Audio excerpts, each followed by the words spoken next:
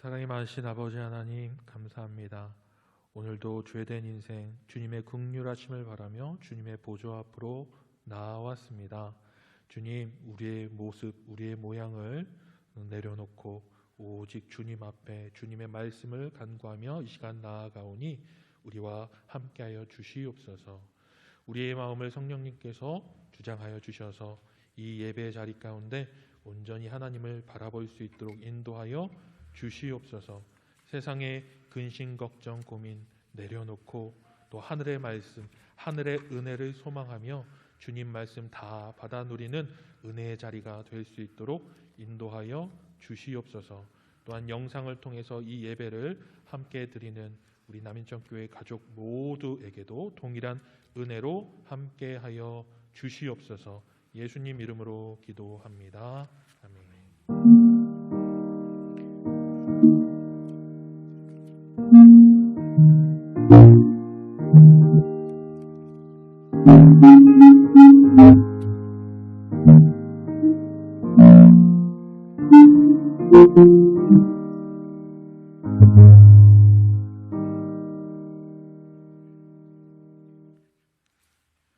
하나님 말씀 누가복음 22장 말씀입니다. 신약 성경 134면 누가복음 22장 19절에서 20절 말씀입니다.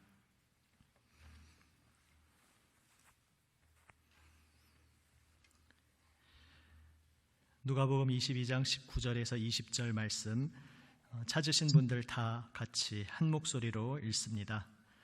또 떡을 가져 감사 기도하시고 떼어 그들에게 주시며 이르시되 이것은 너희를 위하여 주는 내 몸이라. 너희가 이를 행하여 나를 기념하라 하시고 저녁 먹은 후에 잔도 그와 같이 하여 이르시되 이 잔은 내 피로 세우는 새 언약이니 곧 너희를 위하여 붓는 것이라. 아멘. 랍비 예수와 함께 성경 읽기, 이 책의 내용을 함께 하고 있습니다.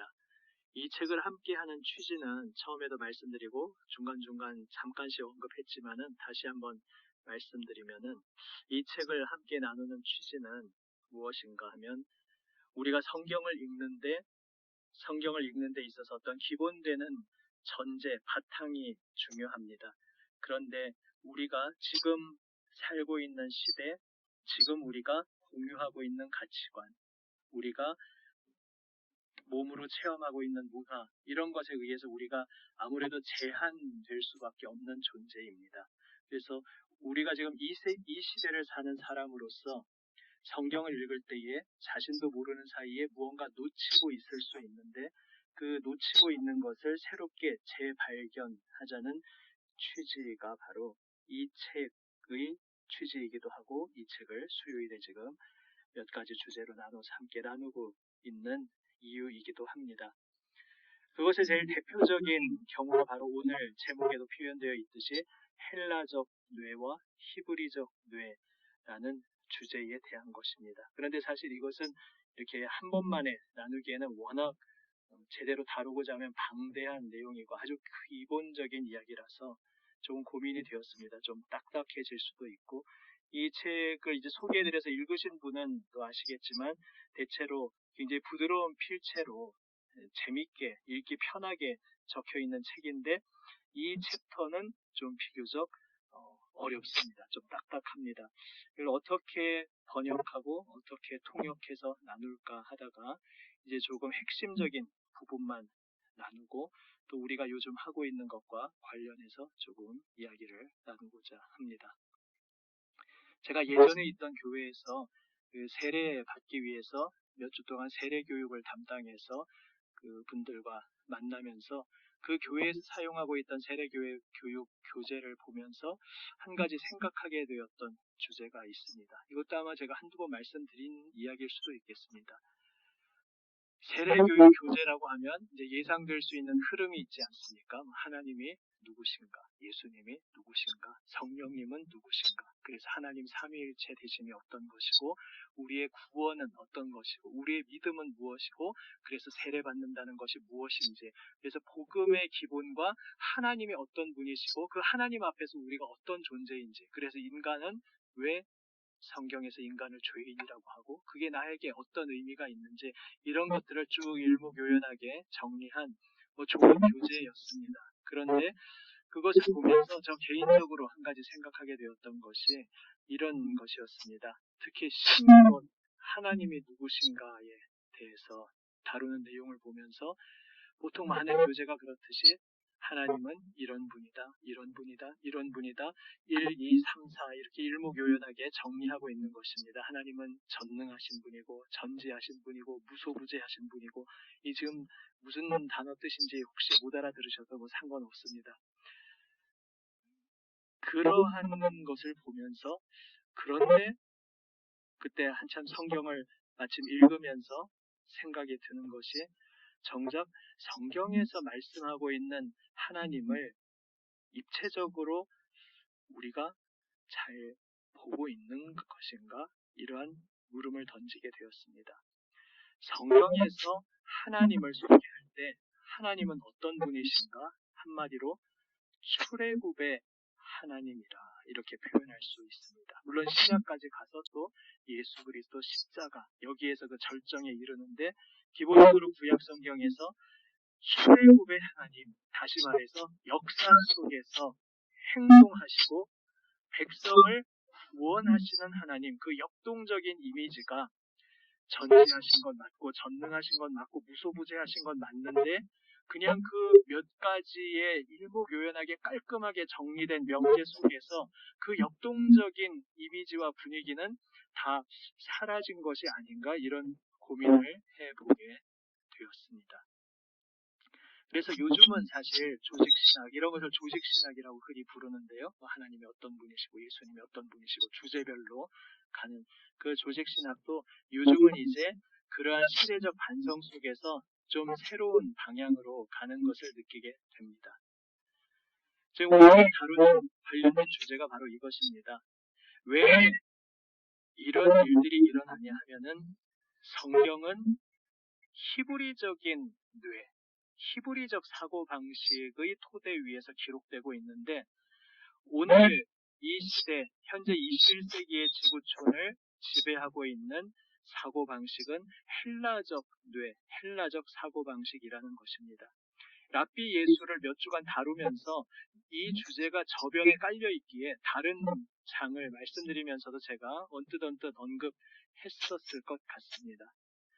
헬라적 뇌란 바로 오늘날 서구 사회의 사고 방식이고 우리는 동양적인 사고 방식을 공유하고 있지만 이제 서구적인 것들을 교육받으면서 자라면서 우리도 그 헬라적 뇌, 서구적 사고 방식에 많이 익숙해져 있는 그러한 상태입니다.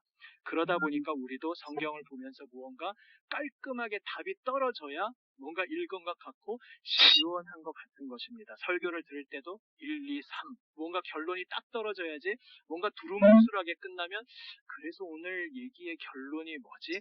무언가 이런 생각이 들 수 있습니다. 그런데 사실 우리가 꼭 그런 환경 속에서만 살지는 않습니다. 이를테면 우리가 TV에서 드라마를 보고 나서 드라마 마칠 때 자, 오늘 40분 동안 드라마를 보셨습니다. 오늘 드라마의 결론은 이것입니다. 마지막에 1, 2, 3 이렇게 정리해주지 않습니다. 그냥 드라마는 그 스토리 자체로 이해하고 내가 그 속에서 느끼는 것인데 거기서는 우리가 헬라적인 뇌를 굳이 작동시키지는 않는 것 같습니다. 그런데 사실은 성경도 그런 식으로 우리에게 기록되고 다가오고 있다는 것이죠. 그런데 우리는 꽤 긴 세월 동안 서구 사회적인 사고 방식 속에서 복음이 전파되는 가운데 그 복음의 내용을 정리하는 신학도 헬라적인 방식으로 발달해 왔고 그래서 명제로 깔끔한 주제로 1, 2, 3, 4 정리되는 그러한 형태에 매우 익숙해져 왔습니다. 그런데 제가 그때 세례교육 교재를 보면서 가졌던 의문과 맞닿는 부분이 이것입니다. 하나님께서는 하나님을 우리에게 소개해 주시기 위한 최선의 방식으로 이 성경을 택하셨는데, 이 성경이 기록되어 있는 이 성경책이 전개되는 방식으로 하나님을 소개하기를 원하셨고, 또 더 깊이 들어가면 이 책이 기록되기 위한 배경, 역사적인 구체적인 사건이 있었죠. 역사 속에서, 구체적인 사건 속에서 우리를 만나주셨고, 그 역사적인 사건들이 그 스토리 그대로의 내용대로, 아니면 그 역사 속에서 예언자나 어떤 사람의 입을 통해서 선포되었던 말의 내용대로, 아니면 그 역사를 온몸으로 살아내면서 하나님 앞에 절규하고 부르짖고 자신의 모든 것을 다 쏟아내었던 어떤 하나님의 손에 붙들린 사람의 고백의 형태로, 뭐 시편이라든지 잠언이라든지 이런 것이죠. 그러한 형태로 성경을 기록하게 하시고 이 형태대로 하나님을 만나도록 하셨는데, 헬라적인 사고방식으로 수세기 기독교 역사가 전개되면서 이것을 일목요연하게 정리하는 2차적인 작업들이 계속된 것이죠. 그게 무의미하다는 이야기는 절대 아닙니다. 그것은 매우 의미가 있었습니다. 사실은 사도 바울이 어느 정도 시도한 것도 그러한 것입니다. 왜냐하면 사도 바울은 자신도 히브리적인 토양에서 자란 사람이고, 그런데 이제 그 복음이 헬라적인 전혀 다른 사고방식을 가진 세계로 넘어가는 그 과도기에 서 있는 사람이었기 때문에 하나님께서는 예수님과 동고동락했던 그 12사도 외에 바울이라는 독특한 존재를 세우셔서 바울을 통해서 하려고 하신 일이 무엇인가? 바로 예수님 자신도 그랬고, 예수님의 12제자도 그랬고, 히브리적 토양에서 주고받았던 모든 말씀들, 그리고 전개되었던 모든 사건들이 헬라적 사고방식을 가지고 있는 사람들에게 어떻게 전달되어야 하는가, 그 다리 역할을 한 것이 바울입니다. 그래서 20세기 신학 이제 한물 같지만 예수님과 바울을 마치 서로 다른 이야기를 하는 존재인 양 대립시킨 그러한 시도들도 참 헛되고 어리석은 시도들이었고, 예수님과 바울을 경쟁시키는 것이 아니라 예수님께서 하나님의 아들로서 온 삶을 살아내시며 진리를 전하셨고, 그것을 이제 헬라적 세계로 바울은 또 어떻게 통역해서 전할 것인가, 그것이 또 서신서의 고스란히 담겨 있는 것입니다. 그리고 이제 헬라의 세계를 복음이 거치면서 헬라적인 방식으로 교리가 정립되고 체계화된 것은 불가피한 일이고 필요한 일이었습니다. 그러나 이제 오늘날 우리는 또 다른 측면을 이 시대에 재발견하고 있는 것이죠. 다시 지구를 한 바퀴 돌면서 헬라적 세계에서 그들의 사고 방식으로 통역되었지만, 그러나 그 밑바탕에 히브리적인 그 사고 방식이 깔려 있었다는 것을 놓치지 않고 성경을 보아야 하나님께서 우리에게 어떻게 다가오셨는지를 우리가 더 깊이, 더 입체적으로 파악할 수 있다는 것입니다. 헬라적 뇌와 히브리적 뇌란 도대체 뭐냐? 지금 그것을 더 자세히 말씀드리지 않고요. 아까 말씀드린 바로 그런 것입니다. 하나님은 이런 분이다, 이런 분이다, 1, 2, 3, 4 정리하는 것이 헬라적 방식이라면, 히브리적 방식은 그냥 하나님의 스토리를 펼쳐놓는 것입니다. 하나님이 아브라함에게 이렇게 나타나셨다. 그리고 아브라함에게 약속을 하셨다. 그 약속하신 대로 아브라함의 후손들에게, 그 노예살이하고 있는 히브리인들에게 나타나셨다. 그들을 건져주셨다. 광야에서 그들을 이렇게 인도하셨다. 이렇게 스토리로, 이야기로 풀어가는 것입니다. 사실은 그런 세상에 접하시게 사시는 분들은 잘 아시겠지만은 오늘날 이 시대의 화두도 그렇습니다. 이를테면 면접을 봐도 당신의 장점이 무엇입니까? 이렇게 물어봤을 때 제 장점은 성실한 것입니다. 명석한 것입니다. 인간관계가 친화력이 좋은 것입니다. 이런 명제로 이야기하는 것은 사실 별로 와닿지가 않습니다. 그것을 전제로 하면서 이제 어떤 에피소드를 이야기하는 것이죠. 일화를. 저는 제가 인생 살면서 제가 이런 사람이라고 생각합니다. 예를 들어 제가 이런 환경에서 이런 삶을 살았을 때 이런 일이 있었는데, 그래서 결국 그 스토리를 통해서 무엇을 말하냐 하면, 내가 예를 들어 인간관계에서 친화력 분별력이 있다든지 그러한 이야기를 하는데 스토리로 전해야 그것이 이제 설득력이 있는 것이라는 또 그런 시대를 우리가 맞이하고 있습니다. 그러니까 이 시대의 화두도 지금 스토리텔링입니다. 그 속에서 우리도 사실은 원래 성경이 스토리텔링으로 우리에게 말씀하고 계셨는데 헬라적인 수많은 궤적을 거치면서 그것들의 중요성을 조금은 완전히 놓쳤다, 완전히 간과했다라고 하면 과장일 것입니다. 여전히 그것을 붙잡고 있었지만 그것보다는 다른 쪽에 좀 더 많이 에너지를 쏟아붓고 이쪽을 좀 간과했었던 것에서 이제는 좀 더 스토리텔링으로 왜 하나님께서 자신을 우리에게 보여주셨는지 이것을 새롭게 발견하는 시대를 살고 있습니다. 이제 좀 딱딱할 수 있는 얘기는 여기까지만 하고요. 결국 이것은 제가 그냥 개인적으로 느낀 것인데 헬라어와 히브리어를 공부하면서 참 기본 그 언어의 바탕에도 이런 게 왠지 모르게 담겨 있는 것 같아 느끼고 저는 혼자 다른 분들은 재밌을지 모르겠지만 저는 혼자 참 재밌다 생각한 것이 있습니다. 헬라어는 영어를 배우실 때에도 아마 배우신 분들 아시겠지만은 1인칭이 기본입니다. 그렇지 않습니까? 1인칭. 나가 기본이고 그 다음에 너 2인칭, 그 다음에 그 3인칭 이렇게 전개되면서 1인칭이 동사나 어떤 것에 있어서도 기본이고 그리고 어순도 주어, 동사 이렇게 나갑니다. 헬라어는 그렇습니다. 뭐 영어하고 비슷합니다. 영어의 뿌리에 그것이 있으니까요. 그런데 히브리어는 3인칭이 기본입니다. 히브리어 동사에서 그 동사의 기본형은 1인칭이 아니라 3인칭. 그 3인칭이 기본이고 또 어순도 문장의 순서도 동사가 먼저 나옵니다. 물론 우리말에도 다 이게 변형시켜서 순서가 바뀌고 그런 게 있지만 제일 기본적인 형태는 동사가 먼저 앞에 나오고 그 다음에 주어가 나옵니다. 이 언어의 구조도 그 사고방식을 반영하는 것이 아닌가 참 흥미롭게 느꼈습니다. 헬라적 사고방식은 우주의 중심에 내가 있는 것입니다. 왜 안 그렇겠습니까?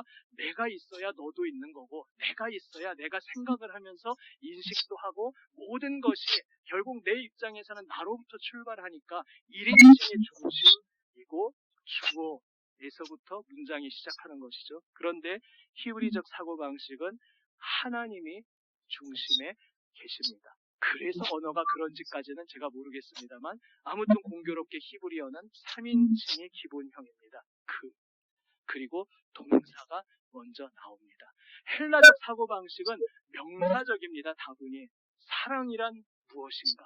믿음이란 무엇인가? 하나님은 어떤 분이신가? 이렇게 명사적으로 접근을 합니다. 하지만 히브리어는 동사적으로 접근합니다. 하나님이 이런 일을 행하셨다. 지난번 몇 구 앞에서도 말씀드렸지만 성경은 하나님이 어떻게 생겨나셨다는 말은 좀 어폐가 있지만 이를테면 하나님의 기본은 무엇이고 도대체 하나님의 정체가 무엇인지 이런 것에 대해서는 성경이 말하려는 관심이 없습니다. 그냥 하나님 당연히 계신 분입니다. 전제고 그분에 대해서 우리가 알 수 없기에 그분에 대해서 설명하는 것에 시간을 들이지 않고 하나님은 그냥 계신 분인데 그분이 이 세상을 어떻게 창조하셨고 우리를 어떻게 창조하셨고 그분이 이 세상을 향해 무엇을 의도하고 어떤 마음을 품고 계시는지 여기에 대해서 써내려가는 것이 성경의 이야기입니다.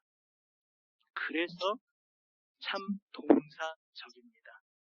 어떤 개념을 정리하는 데에 관심이 있는 것이 아니라 하나님이 어떻게 행동하셨고 그 하나님 앞에서 또 우리는 어떻게 행동해야 하는지 이것을 이야기하고 있습니다. 제가 가끔씩 말씀드리는 주제이지만 그래서 우리 종교개혁의 아주 중요한 모토 오직 믿음 이것은 참 중요한데 그 참된 의미를 우리가 오해하지 않고 잘 붙잡아야 합니다. 오직 믿음이라는 것을 오해해버리면 행동은 중요하지 않고 믿음이 중요하구나 이러면서 행동을 잃어버리게 됩니다. 그런데 행동을 잃어버리면 히브리적으로 기록된 이 성경의 가장 기본적인 토대 하나님은 행동하시고 또 하나님은 우리에게 행동을 요구하시고 행동을 통해 그 사람의 정체가 드러나고 행동을 통해 그 사람의 인생이 평가받는다는 그 성경의 가장 핵심적인 것을 오해할 수가 있습니다. 히브리적 사고방식은 매우 동사적이고 성경도 그렇습니다. 그래서 성경은 무엇을 분석하려고 하지 않습니다. 헬라 사고방식은 내가 우주의 중심에서 서서 하나님도 분석을 하고 하나님도 관찰하면서 하나님이 이런 분이시구나 나름대로 정리하면서 만족을 얻으려고 하는 것이 헬라적 사고방식입니다. 그러나 성경은 분석하지 않고 스토리를 말하고 비유를 들려주고 이미지, 그림을 보여줍니다. 그러면서 결국 내가 우주의 중심에서 관찰하는 것이 아니라 하나님이 계시고 그 하나님 품 안에 내가 안겨서 하나님을 경험하고 하나님을 이렇게 표현할 수 있다면 하나님을 맛보는 그분의 선하심을 맛보아있지어다 말씀 있지 않습니까? 하나님의 선하심을 맛보고 그 품 안에 안겨있는 바로 이것이 히브리적 사고 방식입니다. 말씀드린 대로 역사의 흐름 속에서 헬라적 사고방식은 참 중요한 역할을 다 했습니다. 이를테면 이제 초대교회 이래로 각종 이단들이 출몰하고 그 당시에 1세기, 2세기에 출현한 이단들이 간판만 바꿨지 오늘날 똑같이 비슷한 패턴대로 또 등장하고 있습니다. 계속해서 2000년이 지나도록 복음을 왜곡시키려는 이단들이 등장하고 있는데 그 이단들에 맞서서 이단은 하나님을 이런 식으로 왜곡시켜 말하지만 아니 우리 하나님은 이런 분이야. 이단은 예수님을 이런 식으로 왜곡시켜서 말하지만 아니 참되신 예수님은 이런 분이야. 이렇게 개념을 제대로 정립할 필요성이 느껴졌습니다. 그래서 나온 것이 우리가 지금도 고백하는 사도신경입니다. 그 사도신조 말고도 니케아 신조라든지 몇 개의 대표적인 믿음의 선배들은 만들었습니다. 그 이단의 도전 속에서 개념을 정립하는 것은 매우 중요했고 헬라적 사고방식도 그 속에서 중요한 역할을 했습니다. 그런데 오늘 이 말씀을 드리는 이유는 그래서 헬라적 사고방식이 절대적으로 악하다든지 열등하다든지 잘못된 것이라는 것이 아니라 시대의 흐름 속에서 수세기 동안 우리에게 헬라적 사고방식이 너무 압도적이고 그래서 히브리적 사고방식을 놓쳐서 우리가 성경을 읽을 때에도 자신도 모르게 영향을 받기 때문에 그 부분을 재발견해야 한다는 것입니다. 이 책에서도 소개하고 있듯이 아주 대표적인 이야기가 창세기 2장에서 하나님께서 흙으로 사람을 빚으셨다. 이렇게 말씀하시면서 생기를 그 코에 불어 넣으셨다. 이렇게 말씀하고 있습니다. 이것을 헬라적 사고방식으로 접근하면 과연 그러냐? 인간의 인지 신체 구조가 흙과 과연 과학적으로 성분이 일치하는 것일까? 이걸 어떻게 과학적으로 받아들여야 되지? 이런 식으로 막 빠져들어가면서 탐구하려고 할 수 있습니다. 하지만 히브리적 사고방식은 애초에 접근 방식 자체가 다릅니다. 헬라적 사고방식에서는 실제 사실 그대로 말하면 이건 사실이고 무언가 어떤 상징적으로 이미지로 말하면 이거는 사실은 아니고 그냥 상징일 뿐이다 이렇게 칼같이 구분해서 생각을 합니다. 하지만 히브리적 사고방식에서는 실제 있는 사실을 말하지만 그 사실을 상징적인 표현으로 하면서 그 속에서 영적 진리를 담아냅니다. 사람을 흙으로 만드셨다는 것이 실제로 그 땅에 있는 흙을 그 흙이 좀 모래 성분이 많은 흙이었는지 아니면 진흙 성분이 많은 흙이었는지 이런 것이 중요한 것이 아니라 흙으로 만드셨다는 그 의미가 중요한 것입니다. 흙으로 만드셨다는 것은 무엇입니까?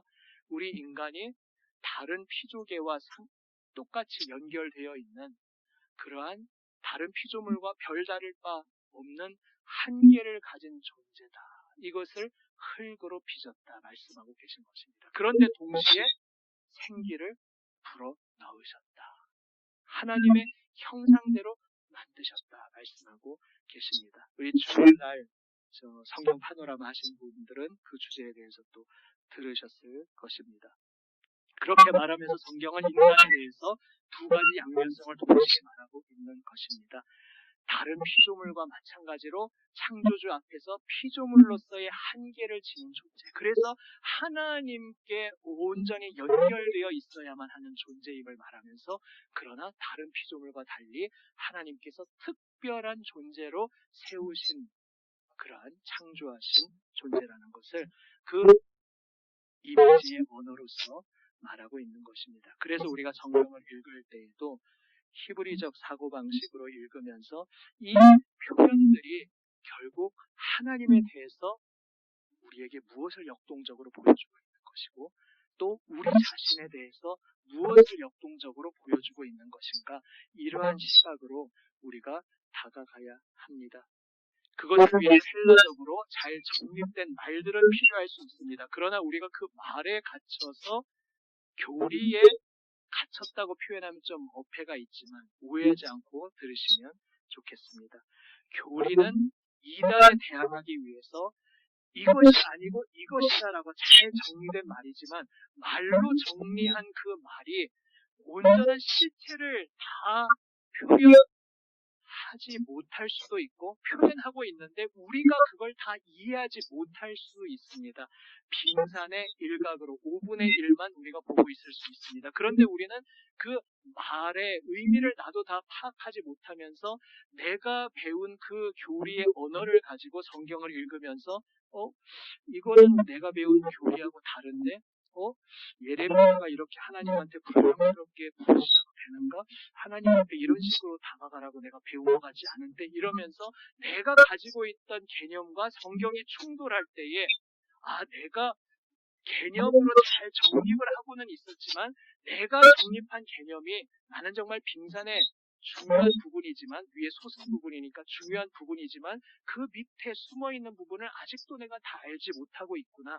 그렇다면 내가 기존에 알고 있던 것과 충돌하는 이 성경의 이야기를 내가 어떻게 온전히 흡수할 것인가, 이렇게 우리가 다가가야 하는 것입니다. 그렇지 않고 내가 가지고 있던 개념과 충돌하니까 이 부분은 잘 모르겠으니까 그냥 없는 셈 치자. 이 성경은 실제로 찍으신 일은 없지만은 이 페이지는 나한테 없는 페이지야. 예레미야가 이런 얘기를 한다는 건 나한테 너무 불편해. 이러면서 그냥 거기에 아예 관심을 두지 않는 그러한 불상사가 생길 수 있습니다. 실은 예수님께서 이 땅에 오셨을 때에 바리새인들이 저질렀던 실수가 그것이었습니다. 그들은 하나님에 대해서 성경도 누구보다도 열심히 많이 읽었다고 생각하고 있었고 하나님이 어떤 분이신지에 대해서도 아주 개념을 잘 정립하고 있다고 생각했습니다. 그런데 툭 튀어나온 어떤 분, 예수라는 그 존재가 내가 하나님에 대해 잘 정립하고 있던 것을 다 그분의 행동에 전부 파괴하는 것 같이 그들이 느낀 것입니다. 그리고 그들은 그것을 위협적으로 느끼면서 예수님을 죽음으로 몰고 갔습니다. 그래서 우리는 성경을 접할 때에 내가 계속해서 개념을 정립하는 것은 정말 중요하지만 말씀이 나의 개념 위에 있다는 것을 늘 기억하며 말씀 앞에 엎드려야 합니다. 이 정도로 정리를 하고요. 지난 주일날 주제별 파노라마 내용을 저도 이렇게 들으면서 이것과 관련해서 한 가지 생각이 든 것이 있어서 그것 한 가지만 나누고자 합니다. 이제 참여 안 하신 분들한테 이제 누설을 하는 게 되는 건데요. 이건 중요한 이제 주제니까 좀 공유하도록 하겠습니다. 원래 거기 참여하신 분들이 함께 배우시는 내용이지만 하나님의 형상이 무엇일까, 이것에 대해 배우시지 않았습니까? 그러면 헬라적 사고방식으로는 이 형상이 뭘까? 지성일까? 감성일까? 어떤 인격적인 의지일까? 여러 가지 막 개념 정립을 하고 사고방식을 펼칠 수가 있습니다. 하지만은 스토리로 우리에게 말씀하시는 하나님이라면 그 스토리 앞뒤 맥락에서 하나님의 형상이 어떤 식으로 소개되고 있는지 찾아볼 필요가 있습니다. 그리고 그때 보셨듯이 아담의 족보가 이어지는데 아담이 자기 형상대로 자기 아들을 낳았다. 이런 말씀이 바로 뒤에 딱 이어지는 것입니다. 그러면서 그 두 가지가 딱 연결되면서 정말 많은 것을 시사하고 있습니다.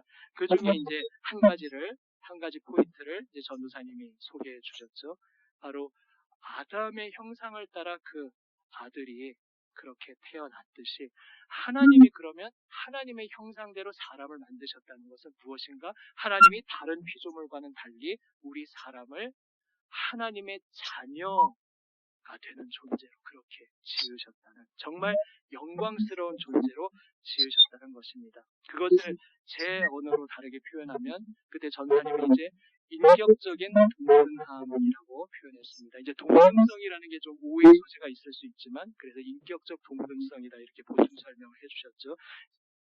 창조주와 피조물이 동등하다는 것이 아니라 우리를 그분의 형상을 따라 만들어 주시면서 인격적으로 동등한 관계로 놀랍게도 우리를 지으셨다는 것입니다. 이것을 제 말로 표현하면 교제할 수 있는, 동행하며 사귐을 가질 수 있는, 하나님과 사귐을 누릴 수 있는 존재로 우리 사람을 만드셨다는 것입니다. 그래서 그때 주위에 배우신 내용 아주 인상적인 부분이 그 주제 아니었습니까? 여기에서 우리가 하나님의 인도를 받는다는 것, 이것에 대해서 좀 새롭게 생각해 볼 수 있다. 우리가 하나님의 인도를 받는다고 할 때 하나님, 제가 이번 이 일을 놓고 이렇게 해야 될까요? 저렇게 해야 될까요? 이렇게 우리가 기도를 하면서 우리는 사실 하나님이 꼭 집어서 빛이라도 좀 비춰주시면서 아니면 음성이라도 좀 들려주시면서 이쪽으로 가거라, 동쪽으로 가면 귀를 만날 수 있다, 좀 이렇게 꼭 집어서 말씀해 주시기를, 신앙처럼 이렇게 해 주시기를 원하는 성향이 우리에게 있을 수 있습니다. 인간이 그런 성향을 가지고 있으니까 세상 종교에서는 사실 그런 식으로 사람에게 다가가는 것이죠. 하지만 성경은 좀 다르다는 것이죠. 인격적인 동등성으로 만들어 주셨기 때문에 하나님께서는 이렇게 콕콕 집어서 지시해서 그를 제어하는 방식으로 애초에 사람을 만드신 것이 아니고, 그래서 사람이 자신이 판단해서 자신이 자신의 길을 스스로 찾아갈 수 있도록 독립적인 존재가 되도록 지으셨다. 이것을 이제 전도사님과 함께 이제 들으셨습니다. 그래서 제가 그걸 들으면서 그럼 기존에 가지고 있던 어떤 관념 속에서 혹시 교우분들 중에서 혼란스러워 하실 수도 있겠다 해서 거기에 약간 덧붙는 설명이 필요하겠다 생각이 들었습니다. 그렇다면 지금까지 내가 배운 것은 다 잘못된 것이었단 말입니까? 하나님의 인도하심을 구하고 기도하라고 했는데 그러면 인도하심을 구할 필요도 없고 기도할 필요도 없단 말입니까? 라고 의문을 가질 수 있지만 그런 차원이 아니라는 것이죠. 오해를 하고 있었던 인도하심을 구하는 것은 기계적으로 구하는 것이었습니다. 하나님이 콕 집어서, 물론 성경에서 그렇게 인도하시는 경우도 있습니다. 하지만 그러한 경우도 사실 성경에서 큰 전제는 인격적인 관계 속에서 그렇게 하시는 것입니다. 무슨 무당이 점지해 주듯이 그렇게 기계적으로 어느 쪽으로 가라, 몇 월 며칠에 이사 가라, 이런 것은 성경의 하나님과는 너무나 거리가 먼 모습입니다. 성경에서 콕 집어서 예외적으로 무언가 지시하시는 경우가 나올 때에도 기본 바탕에 하나님과 인격적인 교제, 사귐을 바탕으로 해서 그것이 이루어지고 있습니다. 그리고 하나님께서는 우리가 독립적으로 판단하기를 원하시는 건 맞습니다. 그런데 이 주제에 대해서 제가 지난번에 말씀드린 적이 있습니다. 세상 사람들이 기독교인에 대해서 욕하고 오해하는 것 중에 하나가 그것입니다. 야, 너희 기독교인이 된다고 하는 것은 참 성숙지 못한 미성숙한 자로 되는 거 아니냐. 왜냐하면 인간이 독립해서 스스로 판단하고 스스로 생각해야 그게 독립적인 존재인데 맨날 니네는 하나님을 의지합니다. 하나님의 뜻을 구합니다. 내가 좀 기도해봐야 되겠습니다. 이게 얼마나 그 미성숙한 어린아이 같은 짓이냐. 스스로 독립해서 판단을 해야지 하나님의 음성을 듣고 하나님의 지시를 받으려고 하는 것은 너 인간을 그런 노예의 본성으로 떨어뜨리려고 하는 거고, 솔직히 교회에서 목사가 성도들을 노예로 만들려고 그런 식으로 잘못 가르치는 거 아니냐. 세상에서는 이렇게 생각할 수 있습니다. 그리고 실제로 그렇게 교회도 목회자도 성도도 정말 성경이 그런 것을 말하는 것으로 오해하며 신앙생활을 한 불상사도 없었던 것은 아닙니다. 그런데 이야기 나누었듯이 하나님께서 하나님의 형상대로 우리를 만드셨다는 것은 우리를 독립적인 존재로 만드신 것입니다. 그런데 여전히 성경은 또 하나님만 의지하라 말씀하고 있습니다. 이 주제에 대해서는 제가 예전에 말씀 한번 드린 적이 있습니다. 그 PT의 비유에서 말씀드렸습니다. 운동을 할 때 내가 그냥 무작정 아무렇게나 막 하면은 그게 효과를 보지 못하고 옆에서 개인 트레이너가 딱 붙어서 이렇게 하시오, 이렇게 하시오, 이렇게 옆에서 가이드를 해주어야 제대로 된 방향으로 운동을 할 수 있는데 그 코치가 운동을 대신해 주는 것은 아니다 말씀드렸습니다. 내가 운동을 해서 내가 근육을 키워야 하는 것입니다. 그런데 내가 어떻게 해야 될지 내 마음대로 하는 것이 아니라 그 전문가의 시편을 따라서 잘 배울 때에 올바른 방향으로 근육을 단련할 수 있는 그러한 비유로 말씀드린 적이 있습니다. 성경에서 왜 하나님만 의지하라고 하느냐?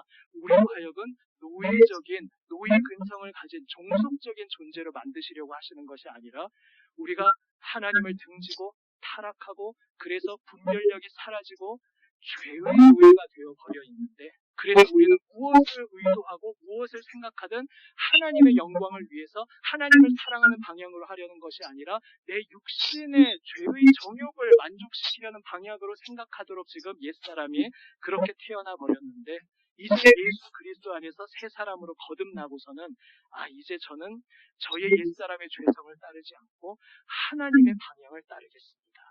하나님의 마음을 배우고 싶습니다. 그래서 우리는 여전히 하나님의 인도하심을 구해야 하는 것입니다. 기계적인 것이 아니라 인격적인 교제 가운데 하나님, 제가 이전에 하나님을 알지 못할 때에는 지금 이번에 이 결정권을 놓고도 세상 방식으로 판단하고 저울질하면서 이쪽이 더 이익이 되니까 이걸 선택해야지 이렇게 생각했을 것입니다. 하지만 이제 저는 거듭난 하나님의 자녀의 존재로서 하나님의 마음을 배우고 싶습니다. 하나님, 여기서 제가 무엇을 기준으로 무엇을 바탕으로 무엇을 근거로 어떤 선택을 해야 하는지 거듭난 지혜를 저에게 주시고 그래서 거듭난 자로서 거듭난 자에 걸맞는 마음으로 길을 걸어갈 수 있도록 하나님 저를 인도하여 주십시오. 이렇게 기도하는 것이 바로 하나님을 의지하며 기도하며 하나님의 인도하심을 구하는 우리 그리스도인의 삶인 것입니다. 이제 제가 교회에서 영성훈련을 조금 맛보기로 이제 소개하면서 이제 좀 더 앞으로 때를 따라서 더 깊이 소개하고자 하는데 그 영성훈련에서 중요하게 여기는 것도 바로 그 하나님의 인도하심을 구하는 것입니다. 그것을 영성훈련의 그 좀 전문용어로는 식별한다고 표현하는데요. 우리가 흔히 더 친숙한 단어로는 분별하는 그것으로 생각하시면 되겠습니다. 기계적인 인도하심이 아니라 하나님과의 인격적인 친밀한 대화와 교제 속에서 하나님의 마음을 배우고 하나님의 가치관을 배우면서 어떤 선택을 하더라도 하나님의 그 가치관을 배우면서 그 마음을 따라서 선택하는 분별하는 그 훈련이 이제 영성훈련 가운데 있습니다. 새해에 우리가 올해 2020년에 이어서 계속 말씀을 바탕으로 그 말씀의 방향성에서 나아가면서 거기에 더하여 하나님과 인격적인 동행을 어떻게 구체적으로 할 것인가 여기에 초점을 맞추어서 우리가 새해에 함께 가려고 계획하고 있습니다. 바로 이것입니다. 기계적인 인도하심이 아니라 인격적으로 하나님과 사귐을 누리면서 하나님의 형상 따라 지음받은 하나님의 자녀로 이제 예수 그리스도의 보혈로 거듭난 하나님의 자녀된 존재로서 우리는 하나님과 인격적 동행을 누리도록 부름받았고 우리 새해 2021년에 함께 온 공동체가 주님과 동행하는 가슴 두근거리는 여정을 함께 걷게 될 것입니다. 이제 이 시대의 흐름 속에서도 스토리텔링이 점점 부각되고 있는데 사실은 성경은 이미 몇천 년 전부터 말씀하고 있었던 것을 이제 우리는 재발견해 가고 있습니다. 그 속에서 이제 성경을 펼쳐서 읽는 것이 그런 차원에서도 중요한 것입니다. 내가 가지고 있던 개념보다 말씀의 스토리가 더 위에 서야 하기 때문에 내가 말씀을 펼쳐서 읽으면서 내가 하나님을 알고 있다고 생각했지만 하나님은 내가 하나님 이런 분이시죠라고 내가 나름대로 그렸던 나의 그림을 뛰어넘는 더 크신 분이시군요. 날마다 우리는 그것을 새롭게 발견하면서 하나님 오늘까지 내가 발견한 하나님보다 내일 더 크신 하나님을 만나게 되는 그 하나님과의 인격적 동행, 가슴 벅찬 동행을 하도록 우리는 부름받았습니다. 시간 관계상 왜 누가복음을 읽었는지를 좀 말씀을 안 드렸는데요. 그냥 간단하게 말씀드리겠습니다. 전에 말씀드렸던 내용입니다. 하나님께서 구약에서도 6월절, 초막절 이렇게 구체적인 절기에 집을 짓게 하시고 음식을 나누게 하시고 이렇게 구체적으로 몸의 언어로 만나 주신 하나님께서 신약에서도 떡을 떼고 포도주를 나눠 주시면서 이것을 행하여 나를 기념하라 말씀하신 그 하나님, 이제 히브리적인 방식으로 다가오시는 하나님이십니다. 그래서 우리 예배에서 성찬이 참 중요한데 이제 올해 코로나로 좀 중단되었었지만 새해에는 또 이제 우리가 함께 할 수 있겠습니다. 성찬 가운데에서 내 몸을 너희가 먹으라. 내 피를 너희가 마시라. 말씀하신 주님께서는 우리의 삶의 현장에서 구체적인 피부로 와닿는 나를 끌어안아 주시는 체험적인 사랑으로 나에게 다가오시는 주님이십니다. 우리가 이 해를 마무리하는 이때에 또한 새해를 맞이하면서 이미 해 오셨지만 지금까지 주님과 동행해온 그 발걸음 위에 더 한 걸음 깊이 주님과 인격적인 동행을 나누며 하나님께서 나를 하나님의 아들, 딸로 만드셨다는 것, 하나님의 형상을 따라 만드셨다는 것이 이런 것이구나.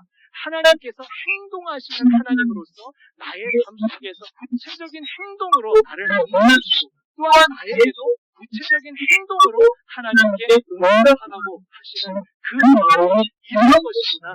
이것을 함께 경험하면서 더욱더 생생하게 역동적으로 주님과 함께 동행을 누리는 우리 모두가 되시기를 주님으로 축원합니다. 아멘. 함께 찬송을 부르고 기도하시겠습니다. 아까 함께 부르신